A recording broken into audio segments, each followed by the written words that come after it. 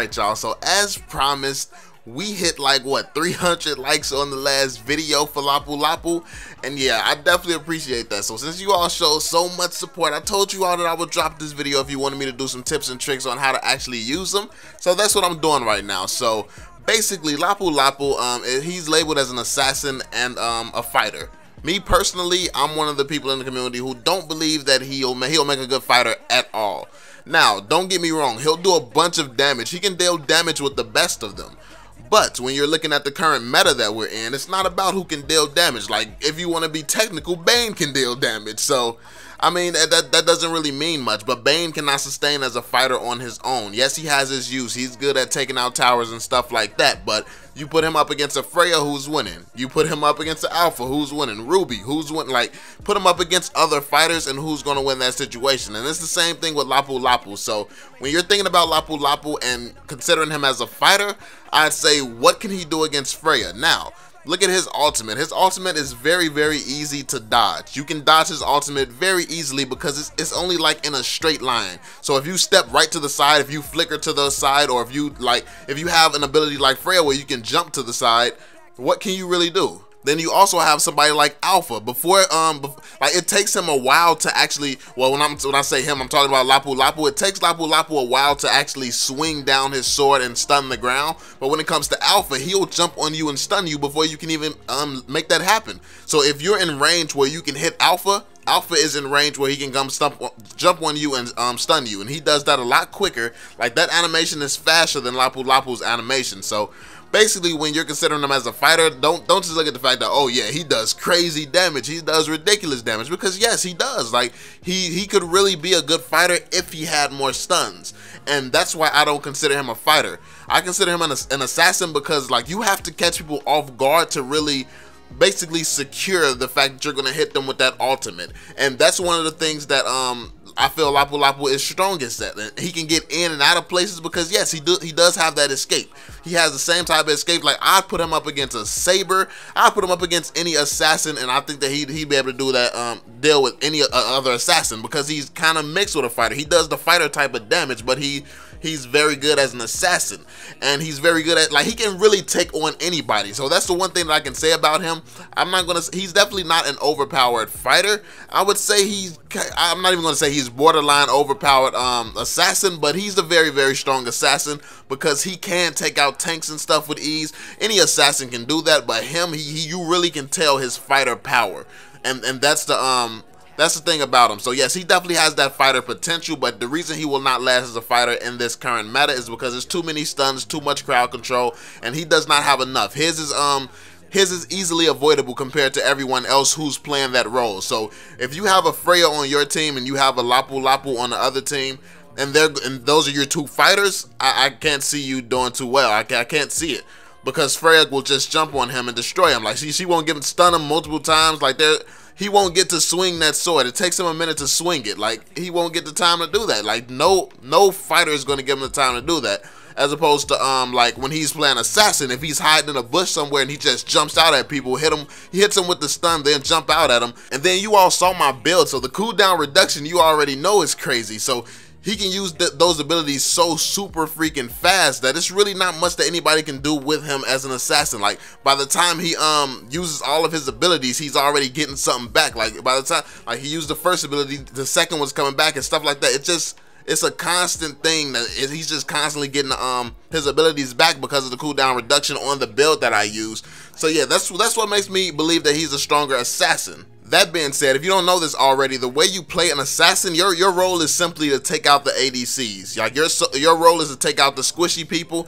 You're supposed to be sneaking up out of bushes and stuff like that. You should really be roaming around. That's really the role of an assassin, is to roam around. Even though in Mobile Legends, a lot of times you have to stay in lane because it's going to be 2 people in the top lane, 2 people in the bottom lane, and 1 person in the mid lane. So in Mobile Legends, it's kind of weird because there's no set, like, a lot of people don't have the knowledge of how to actually play a MOBA still, because Mobile Legends is new. A lot of these people have just learned about Mobile Legends and just learned about the whole MOBA scene, period. So a lot of people aren't experienced with different MOBAs. But as an assassin, your role generally is just to focus on the squishies, but also the assassins in Mobile Legends can easily take out even tanks. So that's one great thing about the assassins. like they're really powerful. So what assassins do in Mobile Legends a lot of times, they don't just gank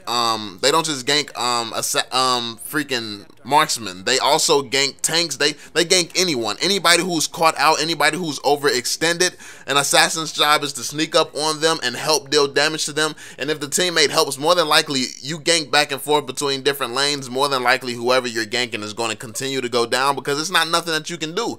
With this current meta, everyone can stun, everyone can slow people down. So if you get caught out past a certain point, you will not be able to escape. And that's one of the reasons so many people, like when I get paired with teammates, that's one of the reasons they go down so quick. Because if you don't understand that this game is all about the meta we're in, and you don't understand that we're in a stun meta and a slow meta, then of course you're going to be caught out a lot. Like me personally, I don't go past a certain point because I know that, but I know that it's not common knowledge don't go past this point, depending on who you're playing against and stuff like that. Like a lot of people don't look at the game in that way.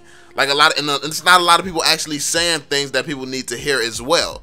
Like a lot of people judge skill and stuff based off of win rates and stuff like that, a bunch of stuff that's irrelevant. So they don't really learn the things that needs to be learned, like some of this stuff. Like you definitely shouldn't be overextending, because that's how a lot of people get caught out. And that makes an assassin's job so easy. That's why Karina looks so freaking amazing right now, because she just catches people out and she does a bunch of damage. She doesn't even really have stuns or slows like that. She just does a bunch of damage, but more than likely whoever she's supporting is going to have a bunch of stuns and damage. So like Karina and anybody versus one person, it's kind of not fair. Or even versus two people, Karina and somebody else versus two people, it's nothing at all. It's like, it's going to be so easy. And then if she goes to a lane where there's two teammates there, more than likely anybody there is just not going to escape. So that's why an assassin role can be crucial. Definitely can be crucial in Mobile Legends, especially at this stage, because a lot of people don't understand how to play.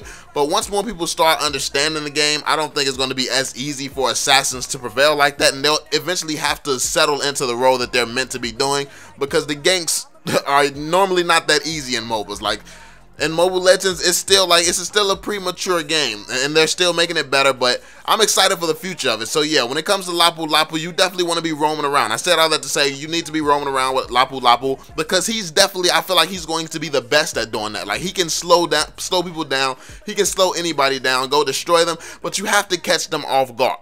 Like just coming face and head on with people, he's not going to be as effective and as viable unless someone else has a stun or something. And then if they stun them, then you stun them, then they'll still go down. So yeah, that will work. But being dependable solo, I think that he can be played just like Karina and be a problem. He's going to be freaking amazing. But honestly, those are pretty much the biggest tips that I have for you. I know a lot of people are going to want to try him as a fighter, see him as a fighter, and especially since you're seeing a bunch of gameplay on YouTube of people using him as a fighter.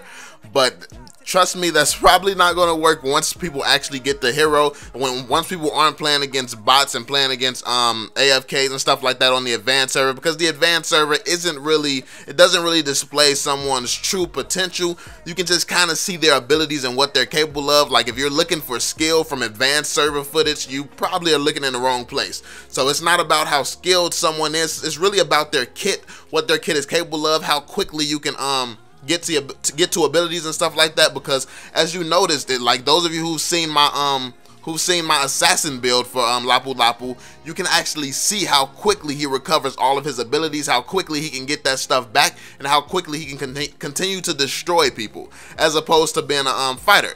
So like me and Soul Bash actually did a test, and to see, like, he built him as a fighter, I built him as an assassin. I could use my abilities literally every 4 seconds. Like every 4 seconds I could use my abilities. Soul Bash had to wait closer to 10 seconds to use his abilities. And that's huge, especially since his abilities does the bulk of his damage. So yeah. But I mean, it's going to come down to us actually seeing him in the game, but simply because of the fact that he does not have enough stuns, and his stuns that he does have aren't cast quickly enough to make that huge of an impact.